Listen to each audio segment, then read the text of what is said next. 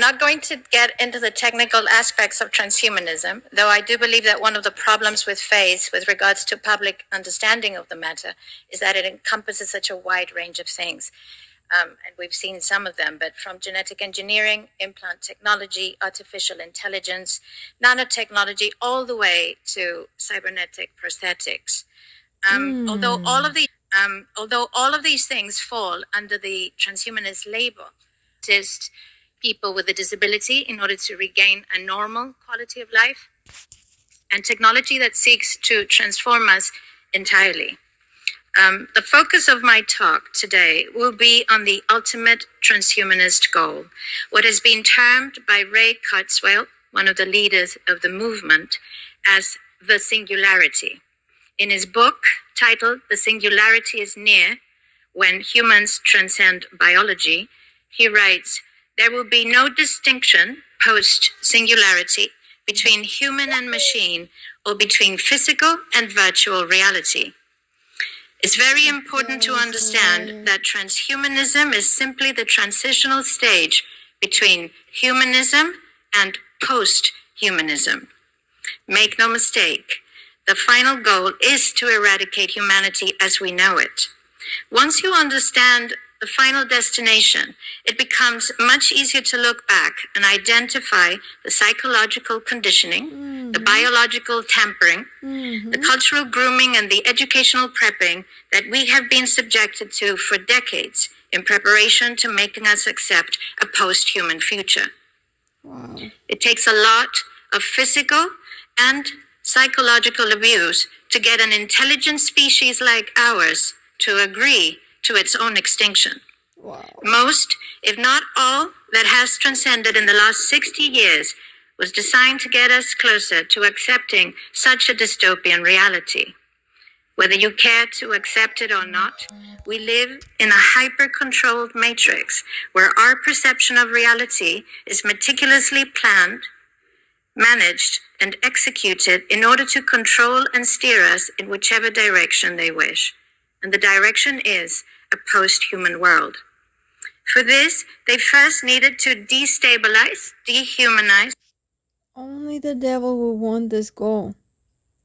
So that means he literally using these globalists, these rich people that own us, that own the whole world, because they've been worshiping Satan forever, generation after generation, for power, for money, and for immortality that he's offering them, the fake immortality that he's offering them, not like Jesus does. So he's deceiving them and using them at the same time to accomplish this goal while they're sacrificing all of the humans, all of our blood, everything that they want. But at the same time, they're getting profits, like financial profits and power in this world, but they're sacrificing humans. Basically on devil's altar. While the devil is laughing because they making his job that much easier, you know? He cannot be a creator, so he has to recreate what God has created. So that is artificial intelligence. God's intelligence, we will never find out how exactly everything was given into life. I mean, we know by his word, he spoke. But what required such power? What required such character to actually accomplish such? That is beautiful. But we will never be able to comprehend such, you know, or at least in this life. And so the devil is giving the humans another comprehension where to recreate organic life into artificial one. And they think that they're going to achieve immortality and escape judgment. That's hilarious. The devil is laughing at them while he's using them. Wow. Humanize and demoralize humanity through every means possible. The destruction of the nuclear family, children being Right. indoctrinated by the state, abortion, My the God. eradication of God and spirituality from education, life in mega cities and away from nature, toxic food, air, and water, social media, replacing real human connection and interaction, engineered financial crisis and taxation, endless wars and massive migration, stress, anxiety, depression, drugs and alcohol, constant fear mongering, moral relativism as the new religion. And I could go on and on about how humanity has been influenced and forced to move away from all the things that give us strength, security, purpose, and meaning. Wow. A weak, immoral, disconnected, ignorant, and unhealthy population is an easy target for the next stage, the creation of an entire generation of androgynous beings. Masculinity is under attack psychologically, culturally, and biologically. Women. They had a show a couple years ago. Something days, year to 2 days. I don't remember that show. But they were talking about transhumanism and how this girl, she heard about that she can download her brain onto the cloud, and she was like, "Oh my goodness, this is going to be so great." And I think she was trying to vocalize that to her parents, and they thought that she wanted to become a trans. And they were like, "Oh, we're so proud of you." She's like, "No, I don't want to be trans. I want to be transhuman."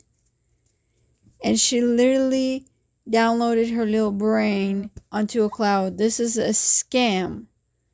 But how many people will fall for it? Also, she should have mentioned about the medical assistants in dying. They're going to use that as dying with dignity, but at the same time, you can also download your brain onto the cloud, and it's not going to happen. It's a scam. All they care is about depopulation. They don't care about this women's rights that they got these activists going crazy about. And then they don't care about your trans rights. Absolutely not. They're using these poor people that have been traumatized as a child. And now they're giving them this fake community, at the same time giving them some type of power or something. And it's a scam. It's a fake peace that they come to offer these poor people. And this whole thing with, you can have your gender the way that you wish. I'm sorry, you cannot have a wound that is constantly trying to heal as a vagina. It's not going to happen.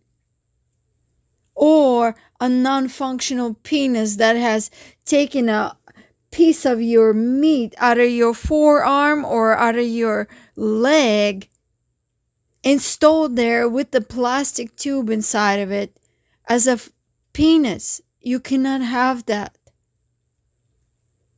And it's such a painful thing, is that these people, they're running around, they're looking for a way out of their misery, whatever they're feeling.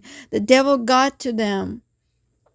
But these monsters are coming in the sheep clothing, and they're offering them this solution as a solution, robbing them of financial gain and robbing them of future family and robbing them of any self-identity, while they're trying to tell them that we're giving you identity. No. And how can you walk around and tell these people, please do not fall for this scam?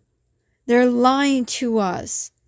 They don't care about our trans people. They don't care about what sex you want to be, how you want to be identified, these pronouns. They created all of this to create a civil unrest while they depopulating, meaning they, bear with me, they spaying and neutering our creations, our men and our women, are these pregnancy blockers, all this poison food, the environment, what they doing to us through the weather, like all of that stuff is not enough for them to poison us. They have to do other stuff, and right now they can't just come to us and say, hey, who wants to get spayed and neutered, because at this point I feel like there will be people in line for that as well. But instead, they run in with this diversity, equity, or I don't know, I forgot what is it, equality, what, no, I can't keep up with these words. Inclusiveness, right? So diversity, equality, and inclusiveness. I can't. Oh my goodness, how many letters they got into that movement. How many words? Anyway, they don't care about you. I'm sorry. This is so painful. This is so painful to watch and live in this world. Like, literally, I just want to get out of this society and say there is no hope for this. They are so far gone that you cannot tell them anything different. And the Bible clearly told us that many will be walking on the path of destruction. Pride goes before destruction. It's very biblical why they chose pride. These monsters, they don't read Bible, but they're coming and infusing these poor people into this pride. Oh, you are so what is that word? Not dignity. Like you're very special, you know? Like you're the only one in the world type of thing. But actually, if you look into communism, socialism, that is a way to go where you, how should I say it? Where you confuse identities, you confuse a man and what he's supposed to be and what he's supposed to represent and do. And you confuse the female of what she's supposed to do. And this is why they're running with these pronouns, this confusion. They didn't just create this out of nowhere. This is intelligence of the devil, of the enemy. He absolutely hates everything God designed. And he's deceiving so many.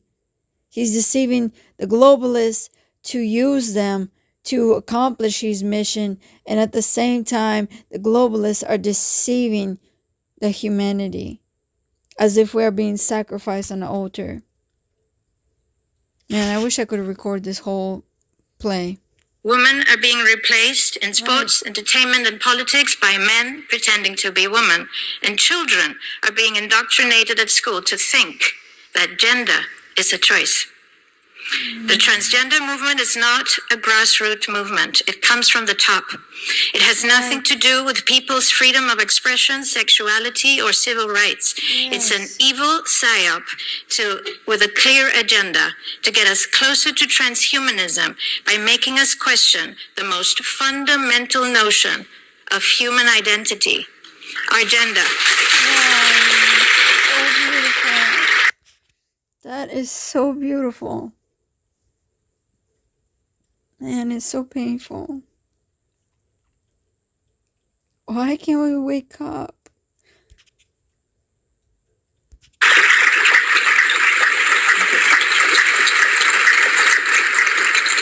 If you don't know who you are, if you already identify as a hybrid between a man and a woman, you will be easily convinced to become a hybrid between human and machine. Gender ideology is the 2 + 2 = 5 from George Orwell's 1984 dystopian novel. It's the final test to see whether we will follow the most absurd party line towards our own extinction. But 2 plus 2 equals 4. And no matter how you choose to dress, call yourself, or change your physique, will not change that. The sad reality, though, is that in the gaslighting process to get us closer to a post-human future, they have mentally and physically harmed an increasing number of children and young people, and it's only getting worse. This must be stopped.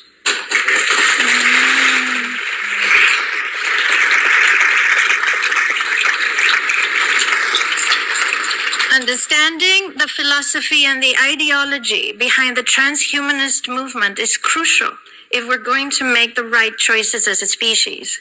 Transhumanism stands on the premise that there is no God, that there is no spiritual realm, and that we possess no soul. Does anybody feel like a soulless being in this room? It is the most materialistic and Darwinian understanding of who we are. And in my opinion, it is the most reductionist and frankly insulting notion of humanity. For decades, we have been prepped and groomed to accept the notion that without technological enhancements, we will not survive the future, but instead become obsolete. Yuval Noah Harari is doing a marvelous job at convincing everyone that we will become what he calls the useless class in the face of a world driven by AI. Hackable animals. We are simple, hackable animals, restricted by our own biology. But the truth, however, is very, very different. They don't want to alter us because we are flawed, weak, and limited. They want to alter us because we are none of those things. And it's increasingly difficult to control the billions of resourceful, resilient, and creative humans that we are. There is a reason why it's called artificial intelligence. And that's because it is artificial. It's not real intelligence. Real intelligence necessitates of consciousness, something that machines will never possess. And in any case, who said we wanted to merge with machines? Why should we allow some megalomaniac nerds and their big tech billionaire friends dictate our future? I think most people just want to be able to live a peaceful life in a healthy environment where they can pursue their dreams. Technology must be at our service, not to replace us or destroy us. Give us free energy, and the world will transform instantly. Give us nutritious food, clean air, and water, and disease will be eradicated. Allow us to live in a humane system instead of a free-range tax farm, and you will see how depression, anxiety, and stress dissipates.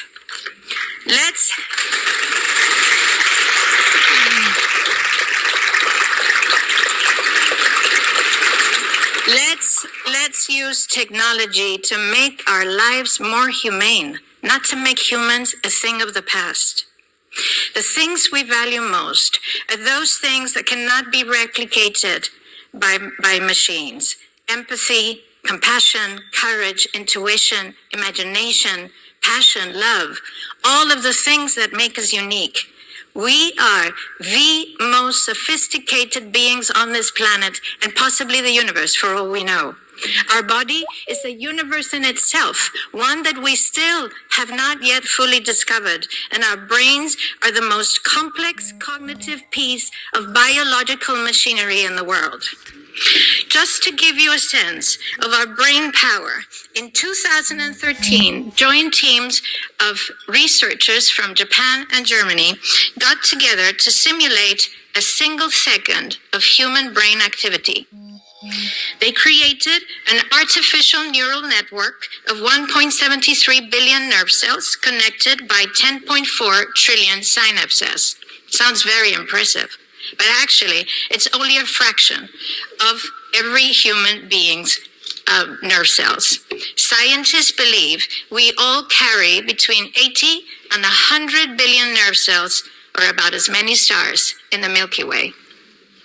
The researchers were actually not able to simulate the human's brain activity in real time, and it took 40 minutes with a combined muscle of 82,944 processes to get just 1 second of biological brain processing time. But they want to make you think you're useless. They don't want to make you better. They don't want to make you a superhuman. The end game is to make you a totally controllable piece of machinery, another thing in the Internet of Things. As Klaus Schwab has said on numerous occasions, the fourth industrial revolution will not change the world, it will change you. They will entice you with promises of immortality, but it's digital immortality. They will try to convince you of a life without disease and suffering, but by disconnecting you from the natural web of life and connecting you to the grid. And they will speak of becoming gods, homo deus, in the words of Mr. Harari. Well, we once took a bite of that apple, and we fell. And we've been falling ever since. But I think we now have a chance to redeem ourselves. We now have a chance to change our ways, to understand our foolishness, to see where we went wrong, a chance to walk in the right direction with appreciation, with humility, with courage, with truth, with faith, and with love. Let's not take this chance to transform ourselves to something different, but to become the best version of ourselves. We are not here to become God. We are here for God to experience life through us. Thank you. So beautiful. To be here today.